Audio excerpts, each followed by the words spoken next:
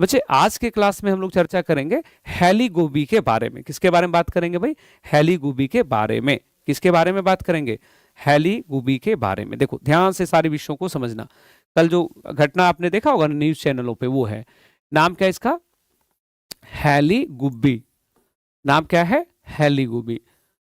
जो हेलीगुब्बी जो है, हेलीगुब्बी एक ज्वालामुखी है, एक वॉल्केनो है। कैसा है? डोरमेंट वॉल्केनो है, या इसको हिंदी में कहते हैं सुसुप्त।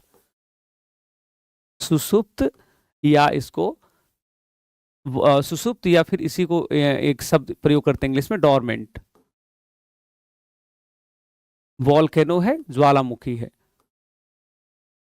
मतलब ऐसा ज्वालामुखी, सुसुप्त ज्वालामुखी मतलब ऐसा ज्वालामुखी जो एक्टिव नहीं है, ऐसा ज्वालामुखी जो एक्टिव नहीं है ना, थोड़ा बहुत गैस का रिसाव होता है। और वोल्केनो तीन तरह का होता है, एक होता है डेड वोल्केनो, एक सुसुप्त ज्वालामुखी, एक सक्रिय ज्वालामुखी। तो ये किस कैटेगरी में आता था? ये आता था सुसुप्त कैटेगरी।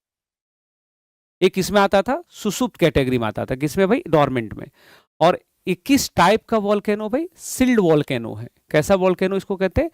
हिंदी इंग्लिश दोनों में एक ही शब्द प्रयोग करते हैं, सिल्ड वोल्केनो है, सिल्ड ज्वालामुखी है, सिल्ड वोल्केनो है। ठीक है, स्थित कहां पे है भाई? तो ये जो हेली ज्वालामुखी है ये अफर क्षेत्र में है। कहां पर है भाई? अफर क्षेत्र में, अफर रीजन पड़ता है।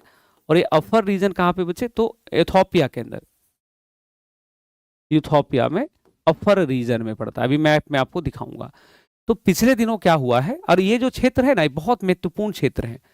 ये जो क्षेत्र है बहुत महत्वपूर्ण क्षेत्र है, अफर रीजन।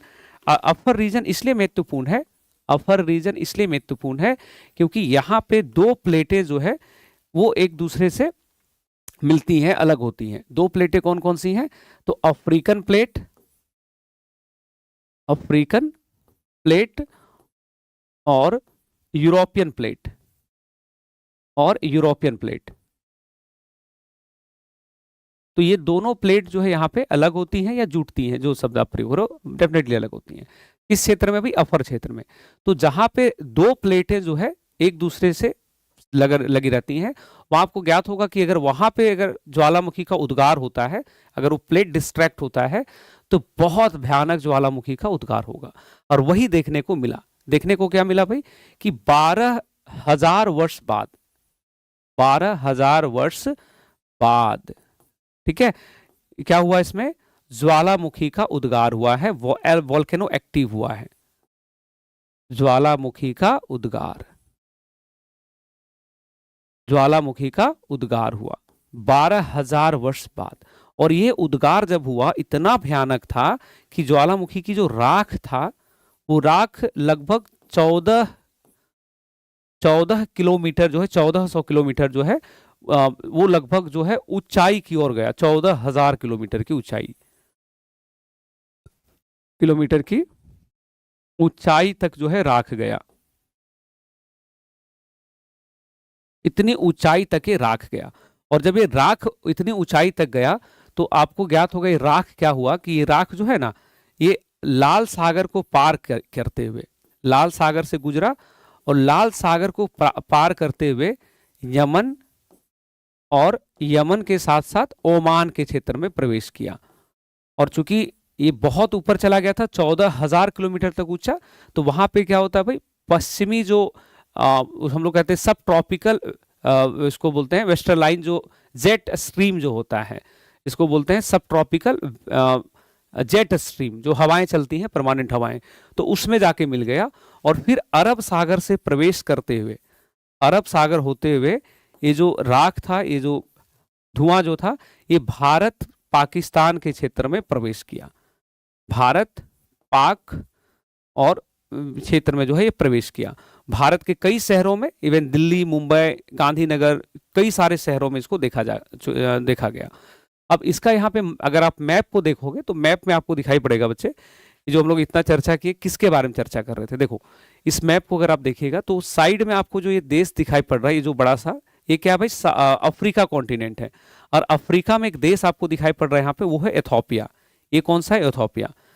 तो इथोपिया में इस रीजन में देखो, ये वाला जो क्षेत्र है, यहाँ पे घटना देखने को मिला है, अफर क्षेत्र कहते हैं।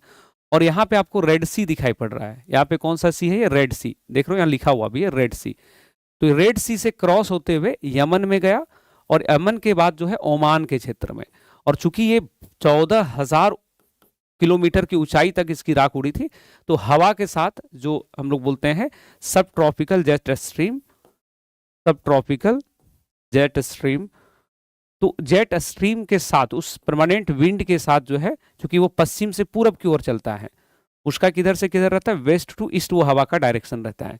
तो उसके साथ चल करके, उसके साथ मिल करके ये जो हवा था वो किधर प्रवेश किया भाई, तो ये जो है इधर से घूमते हुए, इधर से निकलते हुए यमन ओमान होते हुए ये भारत की तरफ जो है वो प्रवेश किया। भारत के कई सारे शहरों में इसके धुआं देखे गए। तो आप यहाँ पे देख सकते हैं इथोपिया, यमन, ओमान और फिर इधर भारत की ओर। और अगर आप मैप में देखोगे तो लगभग 4,000 किलोमीटर का दूरी है इथोपिया और भारत में। It's around 4,000 kilometre. और इतना लंबी दूरी को तय करते हुए जो हमारे तरफ वो प्रवेश किया है। 14,000 मीटर की 1400 मीटर की बाबू 14,000 किलोमीटर है, 14 किलोमीटर, 14,000 नहीं, 14 किलोमीटर, 14 किलोमीटर, 14 किलोमीटर की ऊंचाई तक, 14 किलोमीटर की ऊंचाई तक। कितने तक था ये, 14 किलोमीटर की ऊंचाई तक ये उठा है लगातार, 14 किलोमीटर। हाँ, तो ये सारी चीजें अब एग्जाम में मानकर चलिए कि आपसे एक प्रश्न तो पूछेगा। हेलीगुबी है, अफर क्षेत्र में, इथोपिया में है, सिल्ड वोल्केनो है, डॉर्मेंट वोल्केनो के कैटेगरी में आता है, अफ्रीकन प्लेट, यूरोपियन प्लेट, ये सब थोड़ा सा ध्यान रखना। एग्जाम में एक प्रश्न जो है वो आपको देखने को मिलेगा, एग्जाम में एक सवाल यहाँ से फिक्स है, एक प्रश्न जो है वो आपको यहाँ पे देखने को मिलेगा ही मिलेगा।